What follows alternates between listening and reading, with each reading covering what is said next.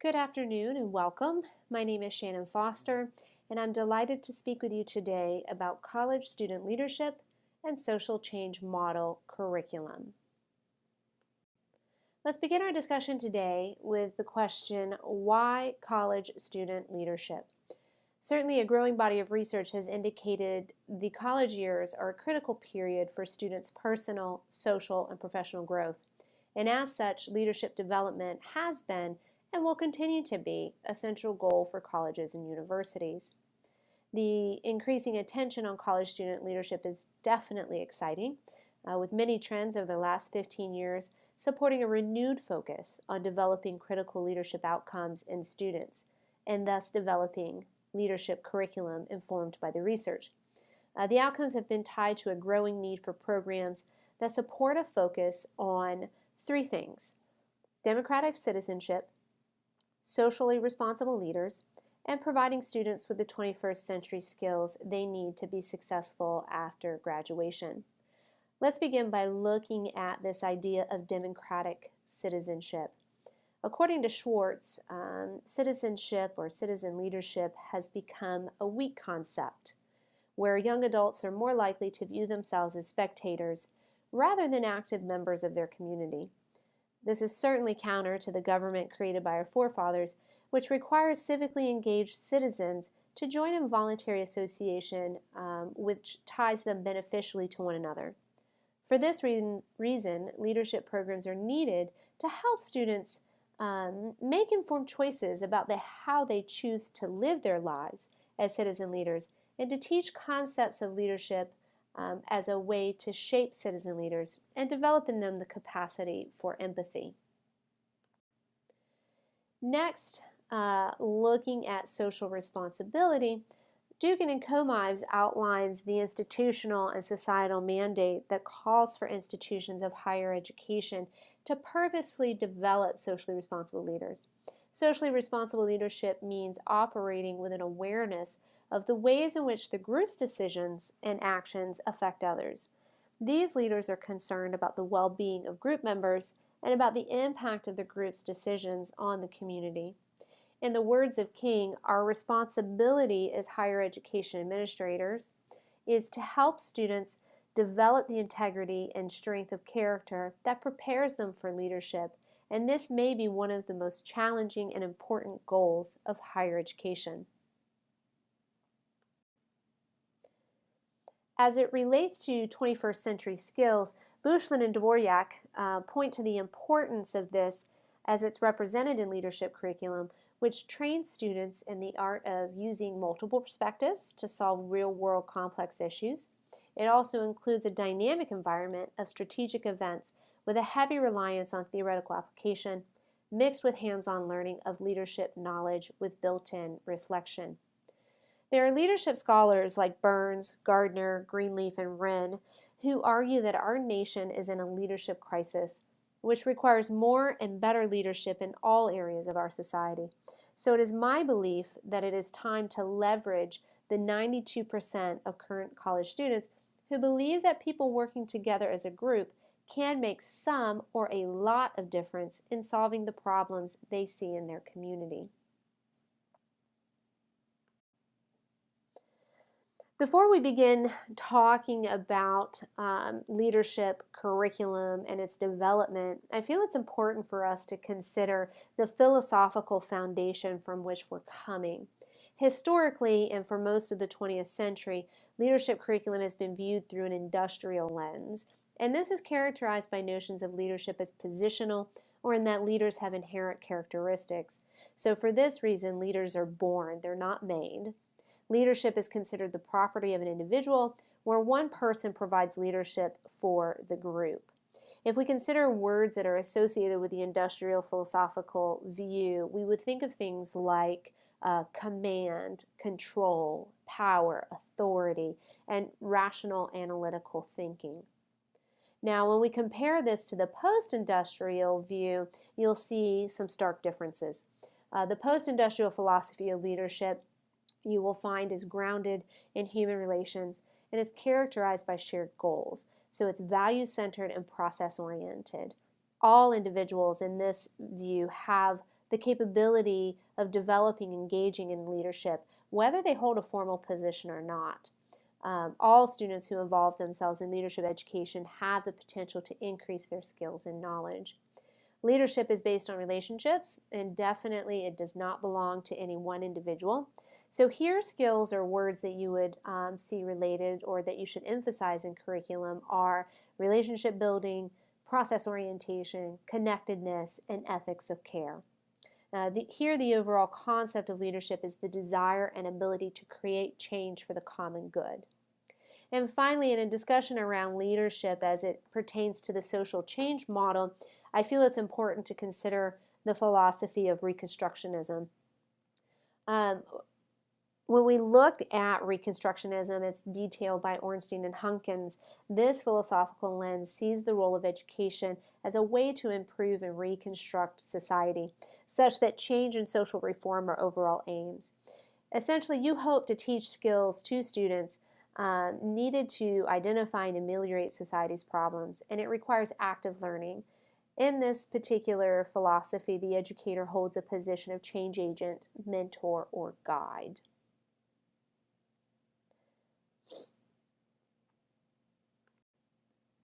So again, looking at the social change model and looking at those philosophical foundations, I want you to consider this model through the lens of the post-industrial Reconstructionism lens. The social change model of leadership basically holds two overarching goals. And one is to enhance student learning and development through self-knowledge by tapping into their leadership capabilities. And two, it facilitates positive social change in the community. This model was developed in 1996 by a team of leadership educators and scholars, and it's one of the first models specifically designed for college students. So rather than being adapted from corporate organizational leadership to fit the collegiate environment, which is what we're familiar, which is sort of what happened prior to this model being formed. The model views social change as the process of addressing each person's sense of responsibility to others and the realization that making things better for one pocket of society makes things better for the society as a whole. Ultimately, you hope to work with your students to answer these three questions. What kind of community do you want to create? What do you want that community to look like? And how do you get there? The social change model consists of what we call the 7 C's, and they're broken down into 3 groups of values. Starting with the individual values, essentially what individual qualities should your program attempt to develop. We're considering conversations around consciousness of self, congruence, and commitment. In terms of group values, what processes do students need to learn in order to work effectively as a group? How does a concept like collaboration foster individual development and social change? So again, we're looking at commitment, common purpose, collaboration. And finally, within this third value realm at the community level, we're asking how can involvement in positive change in the community promote group collaboration and develop individual character? Looking at each of these value realms in a little bit more depth, when we focus on individual values, we develop curriculum which examines the student's lens of the world and how it impacts the choices that student makes each day.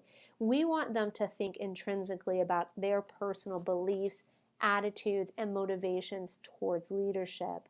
So again, we have a focus on consciousness of self, which kind of covers 2 areas. One, understanding your talents and aspirations. What is it that you bring to the community?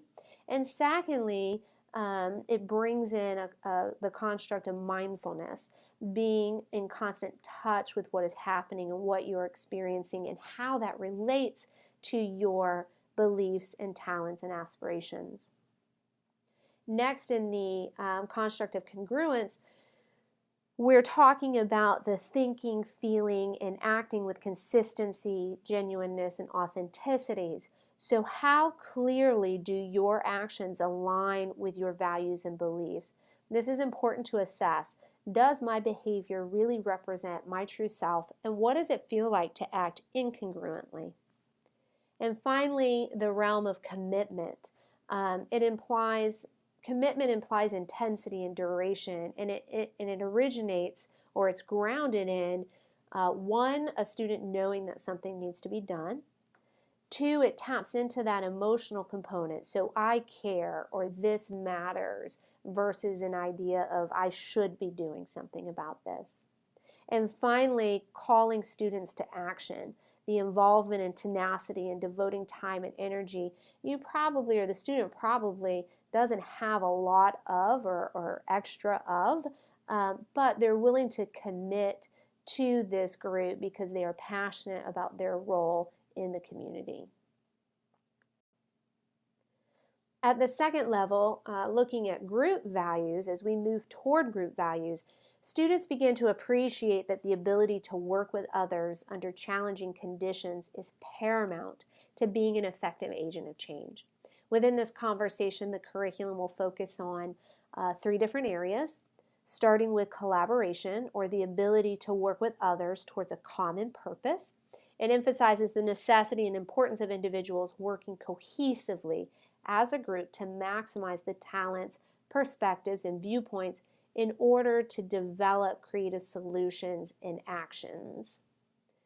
From here, looking at the common purpose, recognizing with collaboration that the common purpose and mission of the group helps to generate the high level of trust that any successful collaboration requires. And finally, controversy with civility, which helps students to demonstrate respect for difference of opinions and perspectives. It allows them to acknowledge the difficulty of having a variety of opinions within the group. But as stated by Comise and Wagner, respect for others, a willingness to hear each other's views, and the exercise of restraint in criticizing the views and actions of others. It ultimately rests on the notion that respectful civil discourse can lead to new creative solutions and is an essential element of leadership. And lastly, your community values, the third category. Students begin to understand their place within the larger global community. They begin to see how their efforts for social change, large or small, play an important role when joined with the many others working towards the same goal in a global effort. You can see here a definition provided by Comise and Wagner. Citizenship implies social or civic responsibility. It is the value that responsibly connects the individual and leadership group to the larger community and society. It's important to note here, even though we've gone through the 7 C's in a linear fashion, one does not simply learn socially responsible leadership in a linear manner. Rather, development in each value is ongoing. So, for example, as you grow in an area of individual values, you have to consider how this impacts the group values. And in addition, as you grow within the group values, you have to consider how that process impacts your individual beliefs, attitudes, and biases.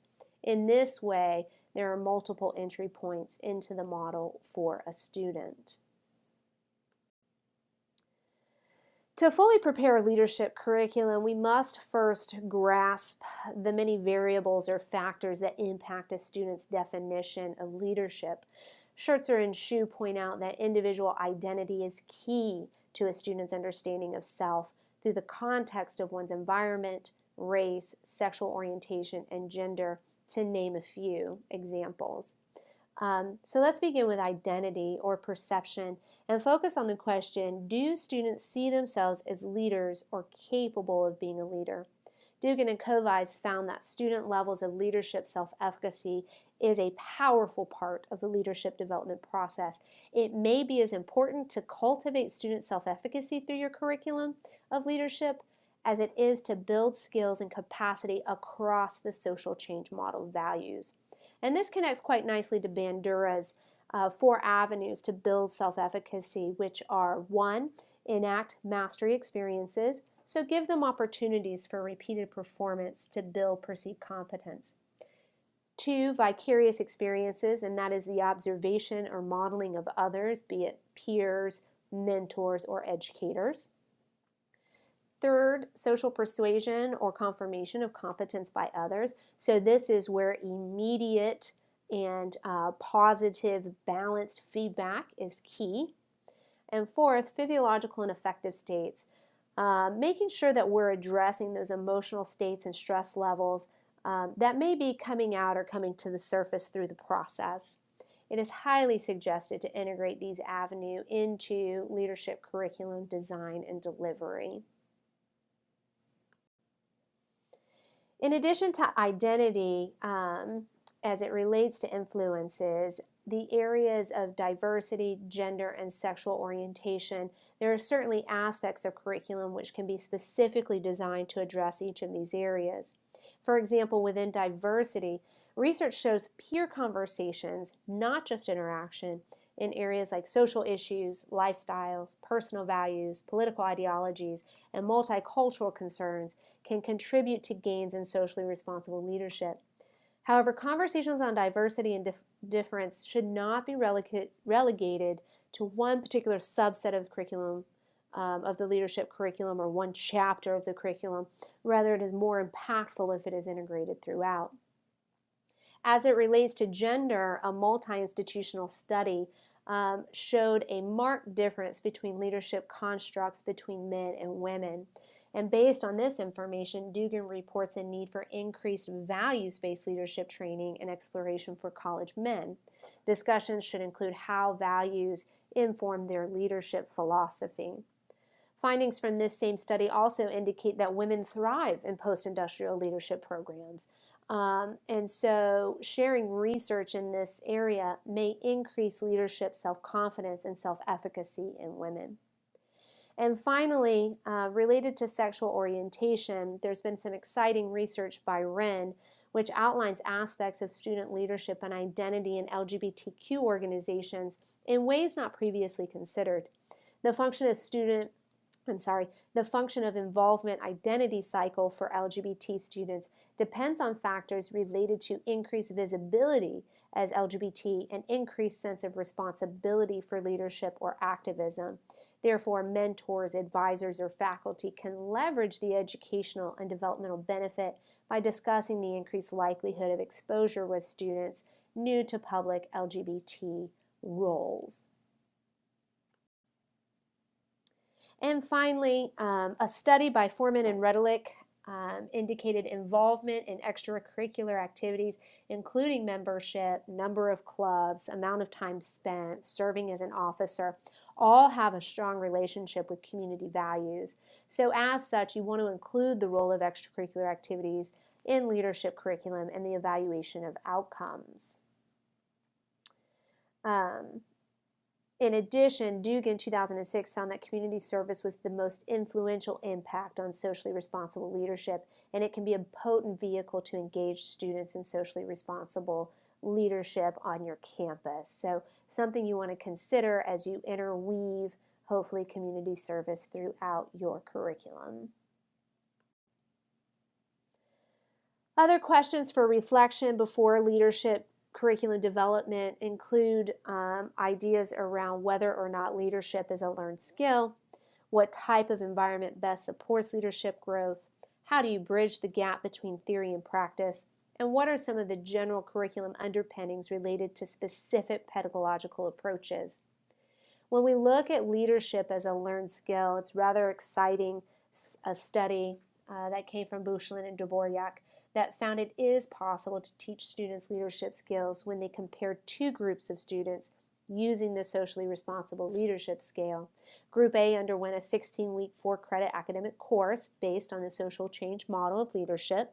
Group B did not go through the leadership course.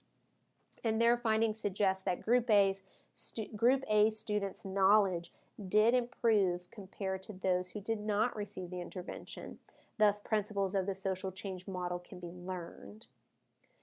In terms of the environment, here we really have to consider what kind of environment supports the growth of student leaders. And administrators must spend time reflecting on how the atmosphere shapes how their students perceive leadership. So for example, which paradigm is apparent, industrial or post-industrial? I think best stated by Schertzer and Shu, it takes a great deal of selflessness to shift from the view of leading by the chosen few to leadership by all. And as Ike points to the need to, quote, walk the leadership pedagogy talk. In other words, administrators must actually practice the kind of inclusion, empowering, purposeful, ethical, and process-oriented leadership for positive change that they advocate for to their students. When practitioners or curriculum specialists in the area of leadership broach this subject of theory to practice, sometimes it can be very easy to find yourself caught in that gap. And here I want to stress the importance to remember the overall hope is to develop opportunities for students to gain greater self-knowledge, effective community building skills, and a thorough understanding of how to create positive social change. So if you find yourself caught in that gap, a good place to start is by assessing the needs of your students and their leadership attitudes and perceptions, which will give you a sense of where students are coming from and allow you time to reflect on the identity of students and possible student leaders within your organization.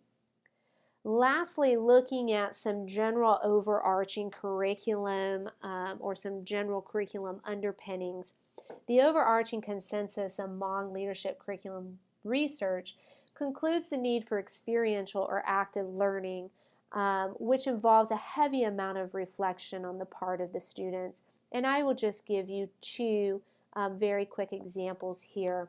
Comize and Wagner recommended design around Kolb's 4 processes of experiential learning.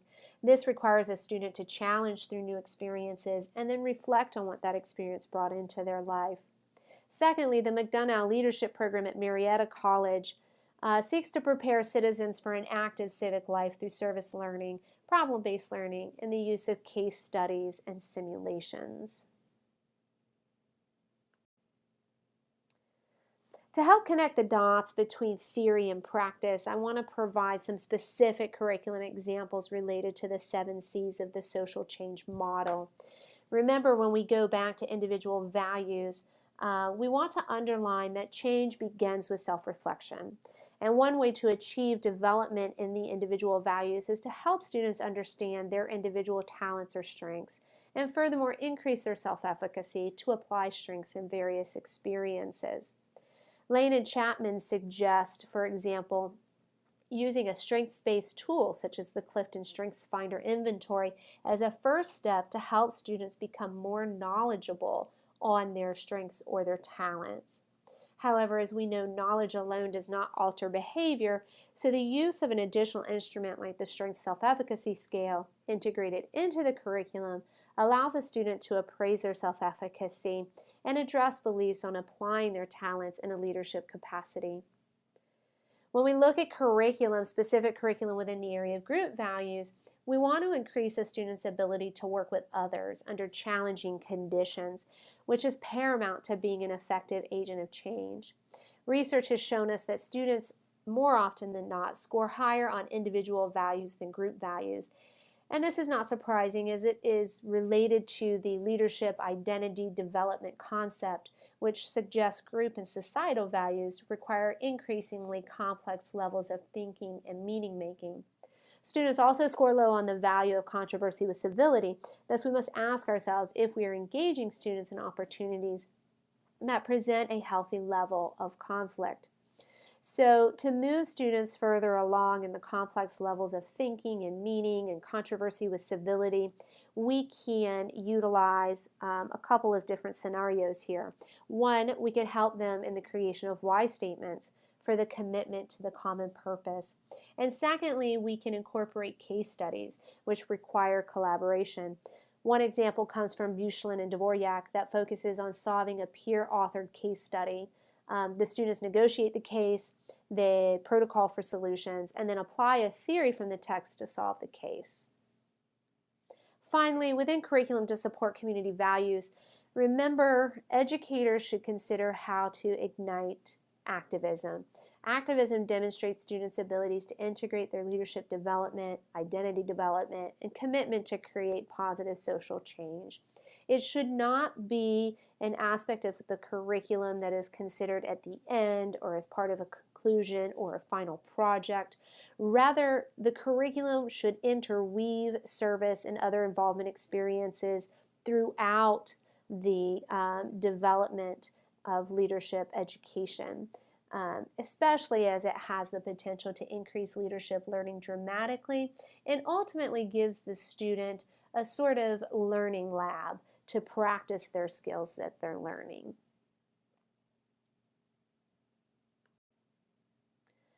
So in conclusion, I know we've talked about the importance of leadership curriculum to include outcomes related to citizen leadership, but I also want to know that there are other perspectives or outcomes that should also be a part of the evaluation process, and it's something we have yet to discuss.